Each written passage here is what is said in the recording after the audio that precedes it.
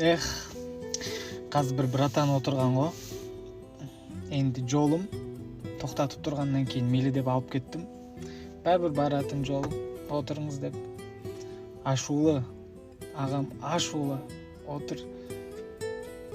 Мен үндемедім, сұрамадым, жайма деп. Бір уақытта жарты жолда жарылды. Інім, мен шаршадым дейді. Не істесем болады дейді. Жеңшеңе не істесем де жақпаймын дейді. Азаннан кешке шейін жұмыстамын дейді. Даже кеш қайтамын дейді. Мені өзің көріп тұрсын дейді. Сол бала шағаның қамымен, солардың тамағының қамымен мен жүрмін ғой дейді. Жоқ, жеңшең сенбейді дейді. Сен біреумен кездесуден келіп жатсың дейді. Болмасам ақшаң қайда? Қалтамды сілкейді дейді. Енді көбінше ойланып тұрмын да қазір. Байқаймын ғой, көбінше енді еркек адамды кінәлі қылады ғой.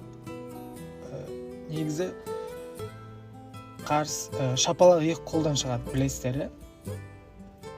Бір адам всегда кінәлі болуы мүмкін емес, екі жақтан болады 50-50. Ойланып отырып ана бір өлең жолдар есіме түсті да. Өмір деген бір сүріну, бір қылау.